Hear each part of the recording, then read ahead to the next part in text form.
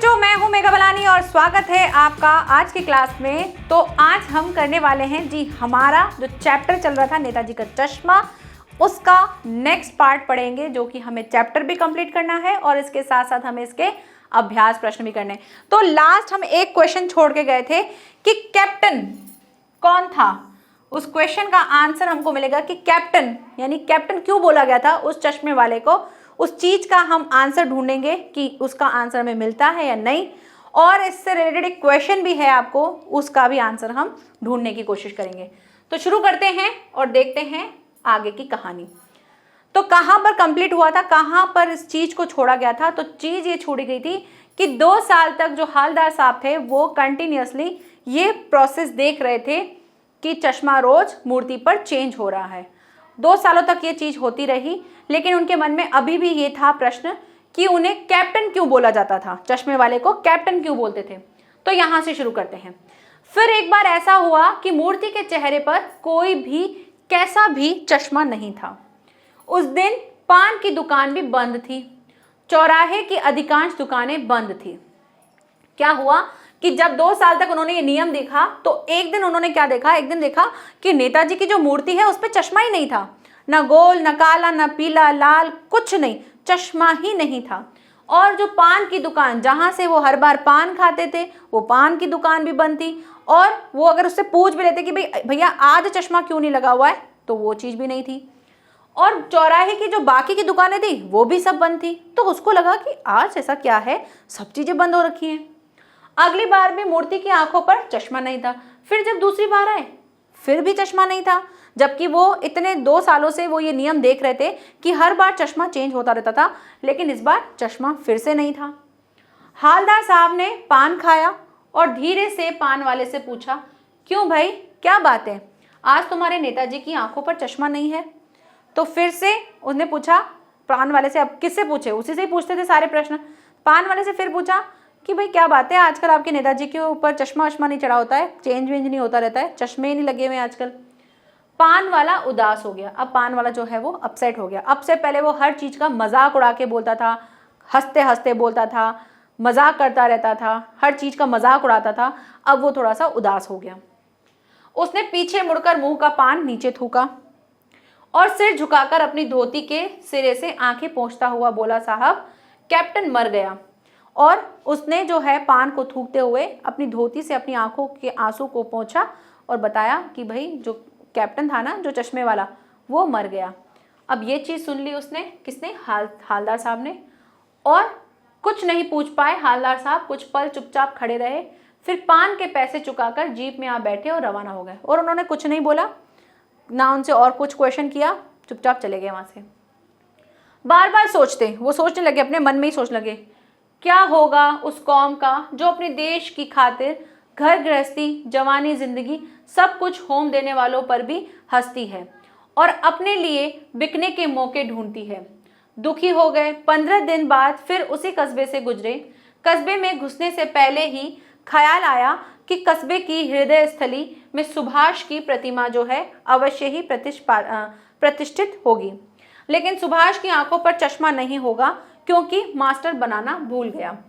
अब वो ये सारी चीजें जो हैं मन में सोचते हुए जा रहे थे कि क्या होगा इस देश का, कि लोग जो हैं, जो लोग देश के लिए देशभक्ति दिखाते हैं, लोग उनके ऊपर हंसते हैं। जो लोग हमारे सेना के जो जवान हैं, जो अपना घर बार, अपनी घर गृहस्थी छोड़ करके हम देशवासियों के लिए, उनकी देश की रक्षा के लिए अपना सब कुछ न्यौछावर कर देते हैं, लोग उनके बलिदान को नहीं समझते हैं, उनके ऊपर हंसते हैं, उनका मजाक उड़ाते हैं, उनकी देशभक्ति का मजाक उड़ाते हैं। जैसे कि चश्मे वाले जो कैप्टन थे, उनका मजाक उड़ाया जा रहा था।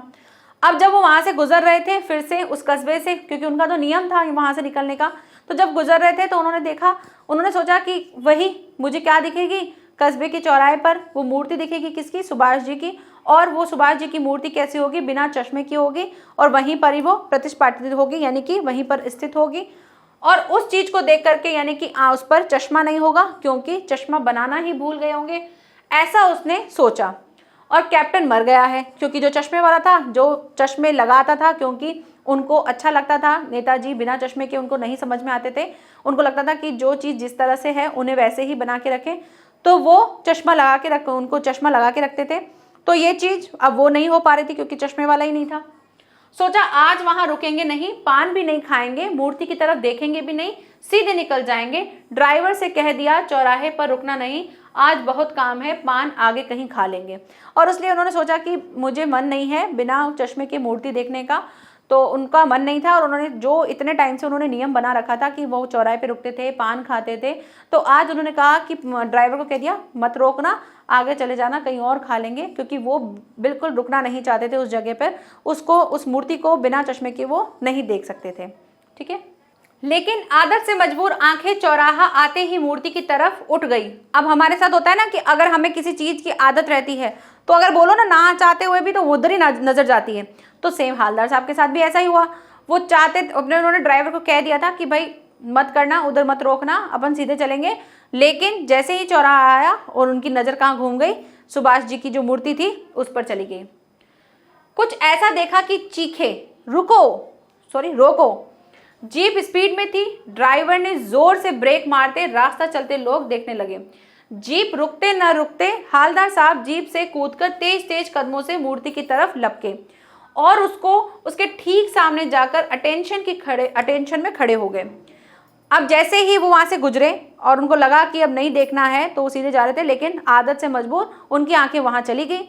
और जैसे उन्होंने नेताजी की मूर्ति देखी, एकदम से क्या बोला अपने ड्राइवर को, रोको। अब जीप स्पीड में थी, ब्रेक लगे, लोग बोले क्या हो रहा है ये, और वो जैसे जीप अभी पूरी तरह झुकी भी नहीं और हड़बड़ करके वो उतर गए जीप से और जाके नेताजी की मूर्ति जो है वहां जाके ऐसे अटेंशन में खड़े हो गए और उसको कंटिन्यूअसली देखने लगे। क्या देखा उन्होंने? मूर्ति की आंखों पर सरकंडे से बना छोटा सा चश्मा रखा हुआ था, जैसे बच्चे बना लेते हैं। हालदार साहब भावुक हैं, इतनी सी बात पर उनकी आंखें भर आई। और उन्होंने क्या देखा कि मूर्ति पर जो है सरकंडा क्या होता है? एक टाइप का पौधा होता है। तो जैसे पौधे की तरह एक, मतलब नहीं अपन ऐसे बना लेते हैं कुछ तोड़ मड़ोड़ करके, ऐसे चश्मे का शेप जो होता है, तो ऐसे आधा अधूरा सा चश्मे के शेप का बना करके उस पर टिका दिया था। किस पर? मूर्ति पर। और ऐसा लग रहा था कि कोई जैसे बच्चे बना लेते हैं वैसे टाइप का जो है किसी ने बना लिया था। और ये चीज देख करके हालदार साहब जो थे वो भावुक हो गए, क्योंकि उनको ये दिखा कि भाई लोगों में अभी भी जो है वो देशभक्ति है और इस चीज को लोग भूले नहीं है। और ये चीज देख करके उनके मन में दुख, मतलब उनका मन जो है वो भर आया और उनकी आंखों से आंसू निकल गए। और उन्होंने देखा कि फाइनली कोई ऐसा भी व्यक्ति है जिसको पता है कि नेताजी की जो मूर्ति है वो बिना चश्मे के अधूरी है, और उसको उन्होंने सरकंडे से, जैसे बच्चे बना लेते हैं उस टाइप के ऐसे किसी शेप से बना के उस मूर्ति पे लगा दिया। और ये चीज़ देख के हालदार साहब बहुत खुश हुए और उनका मन जो है भारी हो गया। यहीं पर ही हमारा जो चैप्टर है वो कंप्लीट होता है, जो कि था नेताजी का चश्मा, क्योंकि बात किसकी चल रही थी? नेताजी के चश्मे की। स्टार्ट करते हैं हमारे अभ्यास प्रश्न। तो सबसे पहला प्रश्न दे रखा है, सेनानी न होते हुए भी चश्मे वाले को लोग कैप्टन क्यों कहते थे? कैप्टन क्यों कहते थे? इस चीज का आंसर हमें चैप्टर में नहीं मिला, लेकिन हम इस चीज को फील कर सकते हैं कि उन्हें कैप्टन क्यों बोला। भाई कैप्टन इसलिए बोला क्योंकि उनकी जैसी देशभक्ति जो थी, वो देशभक्ति देख के लोग उन्हें कैप्टन कहते थे। उनको नेताजी की जो मूर्ति थी वो बिना चश्मे के अच्छी नहीं लगती थी, तो वो उस सम्मान के लिए, उस फ्रीडम फाइटर जो है उसके लिए जो उनका सम्मान है, उस चीज को बनाए रखने के लिए लोग उस वजह से उसे कैप्टन कहते थे। तो सेनानी न होते हुए भी लोग चश्मे वाले को कैप्टन इसलिए कहते थे क्योंकि कैप्टन चश्मे वाले में नेताजी के प्रति क्या था? अगाध लगाव, यानी बहुत ज्यादा लगाव था और उनके लिए श्रद्धा भाव था। वह शहीदों और देशभक्तों के अलावा अपने देश में उसी तरह लगाव रखता था जैसे कि एक फौजी रखते हैं। तो एक फौजी की तरह इसलिए उनको कैप्टन बोला गया था। उसमें देश प्रेम और देशभक्ति का भाव जो है वो कूट कूट कर भरा हुआ था, इसीलिए उनको कैप्टन कहा गया। वे नेताजी की मूर्ति को बिना चश्मे के देखकर दुखी हो जाते थे और इस वजह से वो उन पे हर बार चश्मा लगाते थे। फिर जैसे ग्राहक होते थे उनके अनुसार उनकी मांग होती थी तो वो चश्मा हटा के दूसरा चश्मा लगाते, लेकिन चश्मा जरूर लगाते थे। तो ये सब चीजें देख करके लोग उन्हें क्या कहते थे? कैप्टन कहते थे। प्रश्न नंबर दूसरा है, हालदार साहब ने हालदार साहब ने ड्राइवर को पहले चौराहे पर गाड़ी रोकने के लिए मना किया था, लेकिन बाद में तुरंत रोकने को कहा, ऐसा क्यों? तो हालदार साहब पहले मायूस क्यों हो गए थे? तो आपको ये क्वेश्चन देने हैं, इनके आंसर्स देने हैं। दूसरा, मूर्ति पर सरकंडे का चश्मा क्या उम्मीद जगाता है? और तीसरा, हालदार साहब इतनी सी बात पर भावुक क्यों हो उठे थे? वो सब चीजें आपको बतानी है। तो हालदार साहब इसलिए मायूस हो गए थे, मायूस इसलिए हुए थे क्योंकि, यहाँ पे पूर्ण विराम ना, क्योंकि वे सोचते थे कि कस्बे के चौराहे पर मूर्ति तो होगी पर उसकी आंखों पर चश्मा न होगा, और कैप्टन तो जिंदा है नहीं जो उस पे चश्मे बार बार चेंज करेगा। तो देशभक्त हालदार साहब को नेताजी की जो चश्मा विहीन मूर्ति है ना, वो उनको उदास कर देती थी, इसीलिए वो मायूस हो जाते थे और इस वजह से वो अपने ड्राइवर को क्या कहते थे कि गाड़ी मत रोकना, आगे चला लेना। दूसरा, मूर्ति पर सरकंडे वाली बात कहें तो मूर्ति पर सरकंडे का चश्मा यह उम्मीद जगाता है कि देश में देश प्रेम एवं देशभक्ति समाप्त नहीं हुई है। बच्चों द्वारा किया गया कार्य स्वस्थ भविष्य का संकेत दे रहा है और उसमें राष्ट्र प्रेम के बीज जो हैं वो अंकुरित हो रहे हैं। ठीक है।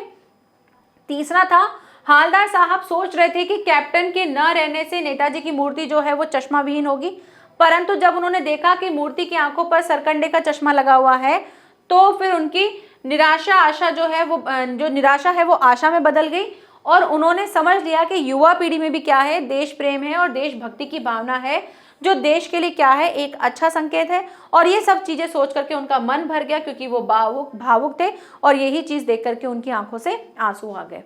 ठीक है। नेक्स्ट प्रश्न क्या दे रखा है? आशय स्पष्ट कीजिए। आपको ऐसे लाइन दी जाएगी और उसमें उससे रिलेटेड आपको आशय पूछा जाएगा कि इसमें कहने का क्या भाव है। बार बार सोचते क्या होगा उस कौम का जो अपने देश की खातिर घर गृहस्थी, जवानी, जिंदगी सब कुछ होम देने पर भी हंसती है और अपने लिए बिकने के मौके ढूंढती है। उक्त पंक्ति का आशय क्या बताना चाहते हैं कि बहुत से लोग होते हैं जो देश के लिए अपना सब कुछ बलिदान कर देते हैं। ठीक है। कुछ लोग उनके बलिदान की प्रशंसा न करके क्या करते हैं, ऐसे लोगों का मजाक उड़ाते हैं। लोगों में देशभक्ति की ऐसी घटती हुई भावना जो है वो निश्चित ही क्या है, बहुत ही निंदनीय है, मतलब निंदा के योग्य है। ऐसे लोग इस हद तक स्वार्थी होते हैं कि उनके लिए अपना स्वार्थ है, बाकी कुछ नहीं है, वही सबसे ज्यादा, सबसे बड़ा, सबसे सर्वोपरि है। वे अपने स्वार्थ की क्या सिद्धि के लिए भी क्या करते हैं, देशद्रोह करने तक के लिए तैयार हो जाते हैं। यानी लोग इतने मतलबी होते हैं, इतने स्वार्थी होते हैं कि उनके जो देश के जो लोग हैं उन्होंने उनके लिए क्या क्या बलिदान किए हैं वो इस चीज को भूल जाते हैं, सिर्फ और सिर्फ अपने बारे में सोचते हैं। पान वाले का एक रेखा चित्र प्रस्तुत करो, जो हम बहुत अच्छे से कर सकते हैं क्योंकि पान वाले के बारे में आप खुद ने सोच लिया हुआ है कैसा होगा, मोटू सा होगा, खुश मिजाज टाइप का, मुंह में पान, लाल पीली बत्ती सी, जब हंसता था तो उसकी तोंद थिरकती थी, इस तरह का था। तो आप इसके लिए बता सकते हैं। पान वाला अपनी पान की दुकान पर बैठा ग्राहकों को पान देने के अलावा उनसे कुछ ना कुछ बात करता होगा। आपने देखा होगा जो चौराहे पर या यहाँ वहाँ दुकानें होती हैं वहाँ पे ऐसे ही होते हैं, बातूनी होते हैं, सब लोग बातें ही करते रहते हैं। तुमको कुछ भी पूछना हो ना उसके इलाके के बारे में, वो चौराहे पर जितनी दुकानें होती हैं उनसे पूछ लो, उनको सब कुछ बातें पता होती हैं और वो बातें भी करते हैं। तो वो उनसे कुछ ना कुछ बात करते रहते हैं और वे स्वभाव से खुशमिजाज और मोटा काला सा व्यक्ति था। उसकी तोंद निकली हुई थी, जब वो पान खाता था और अपनी लाल पीली बत्ती सी दिखाता था और हंसता था तो उसकी तोंद जो है वो थिरकने लगती थी। वह वाक्पटु था, यानी कि मुंह फटता, व्यंग्यात्मक बातें करता था, नहीं हंसी वाली बातें करता, जब बोला था ना पागल है पागल साला, तो वो वाली बातें जो करता था वो सब चीज़ों से वो कभी चूकता नहीं था, ये सारी चीज़ें करता था। तो इस तरह से आप उसका क्या बता सकते हो, रेखा चित्र बता सकते हो, उसका किस तरह से दिखता था वो बता सकते हो। वो लंगड़ा क्या जाएगा फौज में, पागल है पागल। कैप्टन के प्रति पान वाले की इस टिप्पणी पर अपनी प्रतिक्रिया लिखी है। तो ये चीज अच्छी नहीं थी भाई। वह लंगड़ा क्या जाएगा फौज में, पागल है पागल। पान वाला जो कैप्टन चश्मे वाले के बारे में जो कुछ ऐसी घटिया सोच रखता था, वास्तव में ये कैप्टन इस तरह की उपेक्षा का पात्र नहीं था। उसके लिए तो सम्मान होना चाहिए था। उसका इस तरह का मजाक उड़ाना तनिक भी उचित नहीं है।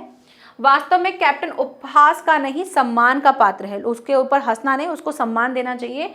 जो अपने अति सीमित साधनों से भी वो क्या कर रहा था, नेताजी की मूर्ति पर चश्मा लगाने की कोशिश कर रहा था, जिससे वो देश प्रेम का प्रदर्शन करता है और लोगों में देशभक्ति की भावना उत्पन्न करने के अलावा प्रगाढ़ भी करता है। यानी लोगों को देश के साथ देश में प्रेम, देश के लिए प्रेम होना चाहिए, ये चीज भी वो दिखाता है। तो ऐसे व्यक्ति के साथ उपहास ना करके उसके लिए सम्मान हमें दिखाना चाहिए था, ये चीजें करनी चाहिए थी। नेक्स्ट है, निम्नलिखित वाक्य पात्रों की कौन सी विशेषता की ओर संकेत करते हैं? तो पहला दे रखा है, हालदार साहब हमेशा चौराहे पर रुकते और नेताजी को निहारते। तो इसमें आपको कौन सी वाक्य मतलब किसके बारे में बताया गया है, जो तो पता ही है, और वो क्या करते थे, उनका किस तरह का नेचर था, वो सारी चीजें बतानी है। दूसरा है, पान वाला उदास हो गया, उसने पीछे मुड़कर मुंह का पान जो है नीचे थूका और सिर झुकाकर अपनी धोती से आंखें पोंछता हुआ बोला, साहब कैप्टन मर गया। ये वाली बात बतानी है। कैप्टन बार बार मूर्ति पर चश्मा लगा देता था, बार बार है ना, मूर्ति पर चश्मा लगा देता था। तो ये सारी चीजें आपको कौन सी विशेषता दिखाती है, किस विशेषता के बारे में बताते हैं? तो यहाँ पर हालदार साहब अपने कर्म के प्रति सजग तथा पान खाने वाले के शौकीन थे। उनके मन में शहीदों और देशभक्तों के प्रति आदर की भावना थी। नेताजी की मूर्ति को रुककर ध्यान से देखना तथा चश्मा विहीन मूर्ति को देखकर आहत होना इसका प्रत्यक्ष उदाहरण है। यानी वो कैसे थे, वो देश प्रेम वाले थे। वहां चौराहे से तो बहुत लोग निकलते थे, लेकिन कभी कोई ध्यान नहीं देता था इतना ज्यादा, चश्मा पहना है नहीं पहना है, कैसा है नहीं है, हट गया है, किसी को कोई मतलब नहीं होता था। लेकिन हालदार साहब इस चीज का ध्यान रखते थे। उनको लगता था कि नहीं, चश्मे मूर्ति पर चश्मा नहीं लगा हुआ है, उस चीज को ना देख के उनको दुख हुआ था। वो फिर इस चीज के बारे में जानना चाहते थे। जिसने उसका चश्मा चेंज करता था वो उसके बारे में भी जानना चाहते थे। तो ये सारी चीजें से हमको पता चलता है कि वो हालदार साहब कैसे थे, देश प्रेम वाले थे, और जो भी देश के लिए अपना प्रेम दिखाता है उनके प्रति उनका लगाव था। क्लियर। दूसरा, पान वाले के बारे में बात करें, और वे चाहते थे कि युवा पीढ़ी में ये भावना और भी प्रबल हो। दूसरा, पान वाले की बात करें तो इस कथन से ज्ञात होता है कि पान वाले में थोड़ी बहुत मानवीयता थी और संवेदना भी थी, क्योंकि पहले तो वो क्या, उसका मजाक उड़ाता था, उसके बारे में उसको पागल लंगड़ा ऐसा बोलता था। लेकिन जब उसकी मृत्यु हो गई, चश्मे वाले की, कैप्टन की जब मृत्यु हो गई, तो उस मृत्यु की सूचना सुनकर के वो उदास हो गया और उसकी आंखों से आंसू आ गए। तो इससे हमको ये पता चलता है कि भले ही पान वाला जो था मजाकिया था, वाकपटु था, लेकिन उसके अंदर मानवीयता थी, क्योंकि जब कैप्टन की मृत्यु हो जाती है तो वो उस चीज के लिए उदास होता है और रोने लगता है। ठीक है, तो ये उनकी विशेषता दिखती है हमको। और शायद कैप्टन की मृत्यु के बाद उसको उसका महत्व जो है वो समझ में आया था। तो ये चीज भी आप लिख सकते हैं। नेक्स्ट है, कैप्टन भले ही शारीरिक रूप से फौजी व्यक्तित्व वाला नहीं रहा हो, पर मानसिक रूप से उसका जो मन था, उसका जो दिल था, वो कैसा था, फौजियों की जैसा था। वैसी ही उसके अंदर मनोभावनाएं थी।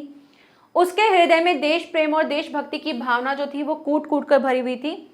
नेताजी का चश्मा विहीन मूर्ति देख करके उसको आहत होता था, बहुत दुख होता था, उसको अच्छा नहीं लगता था। और उस कमी को पूरा करने के लिए जो भी उसके पास साधन थे, जितने कम साधन थे, उन्हीं साधनों से वो अपनी देशभक्ति का जो है प्रदर्शन करता था। और वो चश्मे जो है हर बार नए नए बार बार चेंज करता था। जब ग्राहक आता था तो उसे जिस मांग का चश्मा चाहिए था वो दे देता था, उसकी जगह नेताजी को दूसरा चश्मा पहना देता था। तो यहाँ से उनका जो व्यक्तित्व है वो दिखता है, ताकि नेताजी का जो व्यक्तित्व है वो अधूरा ना दिखे, इसलिए वो उनसे हर बार जो है चश्मे उस पर चेंज करते थे। ठीक है, आगे बढ़ते हैं। नेक्स्ट प्रश्न है प्रश्न नंबर 7। जब तक हालदार साहब ने कैप्टन को साक्षात देखा नहीं था, तब तक उनके पटल पर, मतलब उनके मन में, है ना, कैसा चित्र रहा होगा, उसकी कल्पना कीजिए। मैंने आपको ये चीज चैप्टर में भी समझाई थी कि कैप्टन का नाम सुनते ही क्या आता है हमारे मन में। कोई ना हमको बोलता है पहलवान साहब, है ना, तो हम क्या करते हैं, पहलवान साहब सोचते हैं अच्छा पहलवान ऐसा होगा, मोटा सा, मुस्टंडा टाइप का, लंबा चौड़ा पहलवान जैसी बॉडी होगी। और जब हम देखेंगे तो वो तो बिल्कुल पित्तू सा, पतला सा। तो एक नाम सोचते, एक चीज सोचते, हमारे मन में कुछ चीज आती है। तो यही कैप्टन सोचते हैं, उनको लगा था कि भाई कैप्टन टाइप का कुछ फौजी वाला अच्छी पर्सनैलिटी का होगा, लंबा चौड़ा होगा। लेकिन जब देखा तो वो तो एक बूढ़ा सा, ठीक है, लंगड़ा आदमी था। जब तक हालदार साहब ने कैप्टन को साक्षात रूप में नहीं देखा था, तब तक उनके मानस पटल पर कैप्टन का जो व्यक्तित्व था एक फौजी व्यक्ति जैसा रहा था, जैसे कि लंबे कद वाला, मजबूत कद काठी वाला, हट्टा कट्टा, है ना, हट्टा कट्टा दिखा होगा। उनको ऐसा लगा होगा कि वैसा है। उनका चेहरा जो है रौबीला होगा, घनी मूंछों वाला होगा, इस टाइप का उनको लगा। और वह अवश्य ही नेताजी की फौज का सिपाही रहा होगा या आजाद हिंद फौज के टाइम का होगा। तो ये सारी चीजें सोच के उसने इस तरह सोचा कि ऐसा दिखता होगा, बट अगर असलियत में देखे तो वैसा नहीं था। कस्बों, शहरों, महानगरों के चौराहों पर किसी न किसी क्षेत्र के प्रसिद्ध व्यक्ति की मूर्ति लगाने का प्रचलन सा हो गया है बिल्कुल। इस तरह की मूर्ति लगाने के क्या उद्देश्य हो सकते हैं?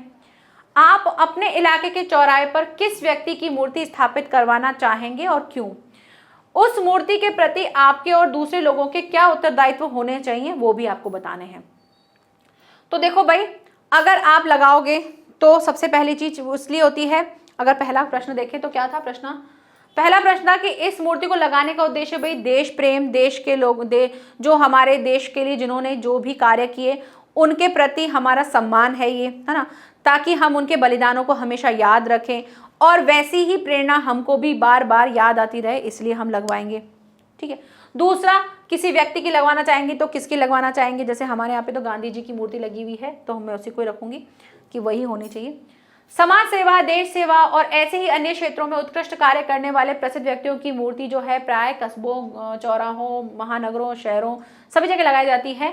और ऐसी मूर्ति लगाने का उद्देश्य सजावटी न होकर के क्या होना चाहिए? उद्देश्य पूर्ण होना चाहिए।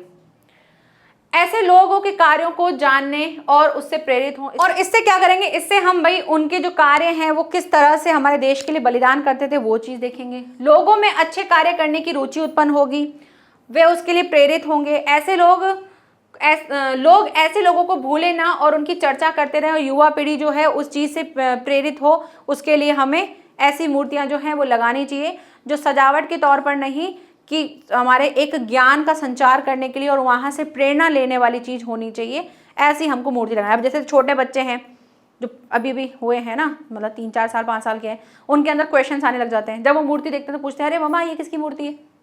तो हम उनको बताएंगे, जब मूर्ति होगी तभी तो बता पाएंगे। कुछ दिखेगा तो वो पूछेंगे क्वेश्चन, दिखेगा ही नहीं तो क्या पूछेंगे?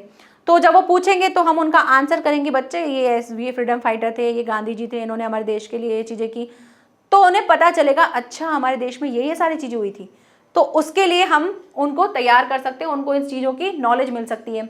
दूसरा, हम अपने इलाके या चौराहे पर ऐसे व्यक्ति की मूर्ति स्थापित करना चाहेंगे जिसने देश और समाज के लिए कुछ कार्य किया हुआ हो और वो उल्लेखनीय कार्य हो। ऐसा व्यक्ति राष्ट्रीय नेता हो सकता है, कोई संत हो सकता है, कोई समाज सुधारक हो सकता है, कोई प्रसिद्ध साहित्यकार हो सकता है या कोई शूरवीर हो सकता है। ऐसा करने का कारण यह है कि उनको आते जाते उनको देखने से उनका हम क्या करते हैं, अनुकरण करने की हमको प्रेरणा मिलती है। नई पीढ़ी उनके बारे में जानने को उत्सुक रहेगी और समाज द्वारा उनके प्रति सम्मान और कृतज्ञता जताने का भी सुअवसर प्राप्त होगा। ग था कि ऐसे प्रसिद्ध और लोकप्रिय व्यक्तियों की मूर्ति उन लघु स्मारक के समान होती है, अतः इनकी जयंती आदि के अवसर पर इनको क्या करना चाहिए? माल्यार्पण करना चाहिए। पूछा है ना कि भाई इसको आप कैसे करेंगे? तो भाई उनकी जयंती के टाइम पे हमें उनको अच्छे से माल्यार्पण करना चाहिए। हमें इस मूर्ति की सुरक्षा करनी चाहिए और उस पर ध्यान रखना चाहिए और ये सभी का दायित्व है। कोई भी उसे खराब ना करे, उस चीज़ का हमको ध्यान रखना है। आसपास वहाँ स्वच्छता रखनी चाहिए, वहाँ किसी को गंदगी नहीं फैलाने देना चाहिए। कोई असामाजिक तत्व वाली चीज़ें जो है वहाँ पर नहीं होनी चाहिए। तो ये सारी चीज़ों का हमें एज अ नागरिक उनका ध्यान रखना चाहिए और ये हमारा दायित्व है। आगे बढ़ते हैं। नेक्स्ट प्रश्न नंबर 9। सेना पर तैनात फौजी ही देश प्रेम का परिचय नहीं देते। हम सब अपनी दैनिक कार्यों में किसी न किसी रूप में देश प्रेम प्रकट करते हैं, जैसे सार्वजनिक संपत्ति को नुकसान न पहुंचाना, पर्यावरण संरक्षण आदि। अपने जीवन जगत से जुड़े ऐसे और कार्यों का उल्लेख कीजिए और उन पर अमल कीजिए। ठीक है, तो अमल कीजिए, अमल नहीं, अमल कीजिए। सीमा पर तैनात फौजी विशिष्ट रूप से देश प्रेम का परिचय देते हैं और उनका देश प्रेम अत्यंत उच्च कोटि का है और अनुकरणीय भी है, मतलब उसको हम लोग फॉलो भी करते हैं। परंतु हम लोग भी बहुत सारे कार्य जो हैं, जो हम अपने कार्यों के माध्यम से देश प्रेम को प्रकट कर सकते हैं। ये कार्य क्या हो सकते हैं भाई? जैसे सरकारी संपत्ति जो है उसको आप क्षति मत पहुंचाओ, प्रदूषण को रोको, ठीक है, बहुत सारे वृक्ष लगाओ, अपने आसपास जो है गलत भावना नहीं होने दो, किसी का भी दूसरी चीज़ों के साथ किसी दूसरे के लिए कुछ गलत नहीं सोचना चाहिए। तो ये सारी चीज़ें अगर सोच रहे हैं, अगर अच्छी भावना रख रहे हैं, किसी की प्रगति पर हम उससे ईर्ष्या नहीं कर रहे हैं, तो अगर हम ऐसी चीज़ें भी अगर हम करेंगे तो उससे भी हमारा देश क्या बनता है? अच्छा बनता है और भावनाएं अच्छी आती हैं।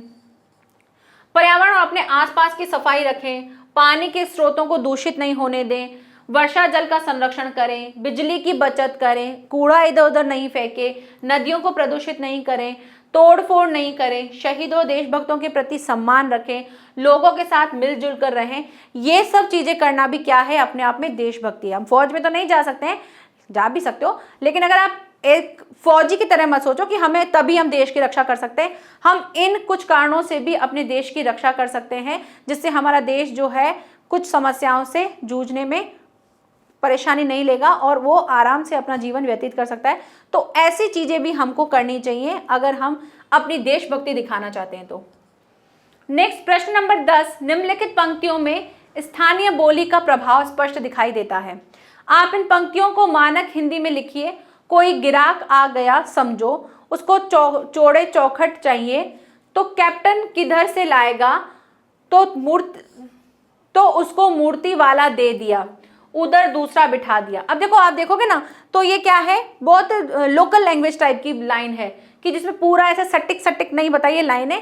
अब आपको इसको स्थानीय बोली जो है उस प्रभाव को दिखाई देता है, आपको इसको अपनी सिंपल हिंदी में लिख के बताना। तो आप क्या लिखोगे, मान लो कोई ग्राहक आ गया, यहाँ पे क्या था, कोई ग्राहक आ गया, मान लो लिखा हमने, मान लो कोई ग्राहक, हम यहाँ पे ग्राहक लिखा है, यहाँ पे ग्राहक आ गया, उसको चौड़े चौखट चाहिए, उसको चौड़े फ्रेम वाला चश्मा चाहिए, आप ऐसे लिख दोगे। तो कैप्टन किधर से, तो कहाँ लिखोगे, कैप्टन कहाँ से लाएगा, तो उसने मूर्ति वाला दे दिया, तो उसने मूर्ति वाला जो फ्रेम है वो दे दिया, उधर दूसरा बिठा दिया और मूर्ति पर दूसरा चश्मा लगा दिया। ऐसे लिखेंगे ना, तो हिंदी में हम ऐसे लिखेंगे, जो कि आपकी स्थानीय बोली में ऐसा लिखा हुआ है उसको हमने हिंदी बोली में ऐसा लिखा। क्लियर, आगे देखते हैं नेक्स्ट प्रश्न, प्रश्न नंबर 11, भाई खूब क्या आइडिया है, इस वाक्य को ध्यान में रखते हुए बताइए कि एक भाषा में दूसरी भाषा के शब्दों के आने से क्या लाभ होते हैं। भाई अगर एक भाषा में हम दूसरी भाषा के शब्द डाल देते हैं तो वो थोड़े से अलग लगते हैं। अगर अब यहाँ पे भाई खूब क्या आइडिया है ये ना लिखे उधर अरे क्या सुंदर विचार हैं ऐसा लिखते हैं तो बहुत ऐसा लगता है कि ठीक है, लेकिन आइडिया आते ही हिंदी की लैंग्वेज, हिंदी भाषा में इंग्लिश के शब्द आ गए तो वो सुनते ही थोड़ा सा एक अलग सा फील आता है। तो वही चीज आपको दिखाई गई है और क्या लगता है, थोड़ा इजी भी लगता है, सामने वाले को समझ में आ जाता है कि उसने किस टोन में बोला होगा, किस सेंस में बोला होगा। तो एक भाषा के शब्द ज्यों के त्यों जब दूसरी भाषा में आते हैं तो इससे भाषा एक तो सरल दिखती है, एक सहज मतलब नेचुरल दिखती है, दूसरा बोधगम्य यानी कि आराम से समझ में आ जाती है। वह अधिकाधिक लोगों द्वारा प्रयोग और व्यवहार में लाई जाती है तो इससे समझ में भी इजीली आ जाता है और कुछ ही समय में ये शब्द जो है उसी भाषा से बनकर रह जाते हैं। ठीक है, तो ये ऐसे शब्द होते हैं। नेक्स्ट आपके पास आएगा कौन सा ऐसा प्रश्न जो कि व्याकरण से है। क्या कहा गया है, निम्नलिखित वाक्य से निपात छाटिए। निपात यानी कि कुछ ऐसे शब्द जो आपको एक अलग फील देते हैं और उनसे आपको एक नया वाक्य बनाना है। तो नगर पालिका थी तो कुछ न कुछ करती भी रहती थी, कुछ न कुछ, ये कुछ ऐसा शब्द है ना। किसी स्थानीय कलाकार को ही अवसर देने का निर्णय किया गया, को ही, है ना। यानी चश्मा तो था लेकिन संगमरमर का नहीं था, तो था। हालदार साहब अब भी नहीं समझ पाए, अब भी। 2 साल तक हालदार साहब अपने काम के सिलसिले में उस कस्बे से गुजरते रहे में। ठीक है, यहाँ पे यानी चश्मा तो था लेकिन संगमरमर का नहीं। अब इनसे वाक्य प्रयोग करते हैं। तो पहला देखो, कुछ ना कुछ, इससे क्या बना, तुम हमेशा कुछ ना कुछ मांगते रहते हो, तुम हमेशा कुछ ना कुछ करते रहते हो। को ही, तुमको, तो जैसे इसमें क्या है, राकेश को ही हमेशा अच्छे अंक मिलते हैं, इसको ही मिलते हैं, निपात होते हैं ये शब्द। ठीक है, तो था, रास्ते में कोई सवारी तो थी, तो था, ये क्या है, ये ऐसे शब्द हैं जो आपको अलग से दिखते हैं। अब भी तुम अब भी, सॉरी यहाँ पे लगा दें, अब भी तुम अब भी बाजार नहीं गए। ठीक है, मैं, अब मैं से क्या बनाओगे, इस समय में तुम्हें अधिक मेहनत करनी चाहिए, इस समय में तुम्हें अधिक मेहनत करनी चाहिए। ठीक है, आगे बात करते हैं। जैसे बोलते हैं ना हम कि है ना, मम्मी तो हमेशा उसी को ही डांटती रहती है, हम मम्मी तो हमेशा मेरे को ही काम बोलती रहती है, तो को ही हो गया। इससे आप अपने मन से और भी बना सकते हो बहुत सारे उदाहरण। नेक्स्ट है, निम्नलिखित वाक्यों को कर्मवाच्य में बदलिए। सबसे पहली चीज वाच्य, वाच्य क्या होते हैं? वाच्य 3 प्रकार के होते हैं। कौन कौन से? वाच्य 3 टाइप के होते हैं। कौन कौन से? एक तो कृतवाच्य होते हैं, ठीक है, जिसमें कर्ता जो है वो इंपॉर्टेंट होते हैं। दूसरे होते हैं कर्मवाच्य और तीसरे होते हैं भाववाच्य। भाववाच्य में क्या होता है? जिसमें हम भाव दिखाते हैं और ये मोस्टली 99% आपको कैसे मिलते हैं? नेगेटिव सेंस में मिलते हैं। जैसे हम बात करते हैं मुझसे उठा नहीं जाता, तो यहाँ पर ना आप हो ना आपके द्वारा कोई काम के बारे में हो रही है, यहाँ भाव आ रहा है कि उठा नहीं जाता है, ठीक है। तो इस टाइप के भाववाच्य होते हैं। अब यहाँ पे आपको कुछ वाक्य मिले हैं जिनको आपको कर्मवाच्य में बदलना है। क्या दे रखा है? वह अपनी छोटी सी दुकान में उपलब्ध गिने चुने फ्रेमों में से नेताजी की मूर्ति पर एक फिट कर देता था। तो कर्म यानी जिसमें कर्म को इंपॉर्टेंस दिया जाता है, जैसे अपन एक्टिव वॉइस पैसिव वॉइस देखते हैं ना, वैसे ही होता है।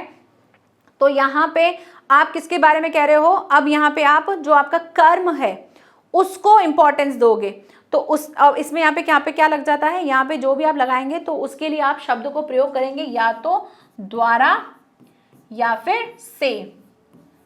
अब यहाँ देखो क्या है? वह अपनी छोटी सी दुकान में उपलब्ध गिने चुने फ्रेमों से नेताजी की मूर्ति पर चश्मा फिट कर देता था। तो आप क्या लिखोगे? वह अपनी दुकान द्वारा उपलब्ध छोटे मोटे फ्रेमों से नेताजी की मूर्ति को चश्मे फिट करता था अपनी दुकान द्वारा, ठीक है। तो यहाँ पर उसकी दुकान के द्वारा हो रहा था, अपनी छोटी सी दुकान के द्वारा। पान वाला नया पान खा रहा था। अब इसके लिए क्या बोलोगे? पान वाले द्वारा नया पान खाया जा रहा था, है ना। कैसे लिखोगे? पान वाले द्वारा। मैं एक बार इसको रीराइट कर देती हूँ, बाकी बोल के बता दूंगी ना। पान वाले द्वारा नया पान खाया जा रहा था, ठीक है। एक और चीज आपको ध्यान रखनी है, जब भी हम वाच्य को चेंज करते हैं तो जिस सेंस में चल रहा होता है उसी सेंस में लेना होता है उसको, ठीक है। नहीं है तो नहीं लिखना है, अगर पॉजिटिव है तो पॉजिटिव लिखना है, अपने मन से नेगेटिव पॉजिटिव नहीं बनाना है। क्लियर? आगे, पान वाले ने साफ बता दिया था, तो पान वाले द्वारा साफ बता दिया था, ठीक है। ड्राइवर ने जोर से ब्रेक मारा, ड्राइवर द्वारा जोर से ब्रेक मारा गया। नेताजी ने देश के लिए अपना सब कुछ त्याग दिया, नेताजी द्वारा देश के लिए अपना सब कुछ त्याग कर दिया गया। हालदार साहब ने चश्मे वाले की देशभक्ति का सम्मान किया, हालदार साहब द्वारा चश्मे वाले की देशभक्ति का सम्मान किया गया, ठीक है। ठीक है, तो यहाँ पर आपको बस द्वारा लगा के इन चीज़ों को चेंज करना है, जिसमें आप द्वारा लगाएंगे। वेट, मैं ना यहीं पे लिख देती हूँ, ठीक है। तो हालदार साहब द्वारा चश्मे वाले की देशभक्ति का सम्मान किया गया, ठीक है। इसमें कैसे लिखोगे? नेताजी द्वारा देश के लिए अपना सब कुछ त्याग दिया गया। ऐसे ही ड्राइवर द्वारा जोर से ब्रेक मारा गया, पान वाले द्वारा साफ बता दिया गया। इस तरह से आप इनका कर्मवाच्य में परिवर्तित करोगे। तो यहाँ पर ये हमारा जो चैप्टर है वो कंप्लीट होता है, ठीक है। और इसके क्वेश्चन आंसर जो हैं वो भी हमने कंप्लीट कर लिए। मिलते हैं हम नेक्स्ट लेक्चर में नेक्स्ट पार्ट के साथ, जो कि हमारा पार्ट 11 पढ़ेंगे हम। तब तक के लिए thank you so much, bye bye and take care.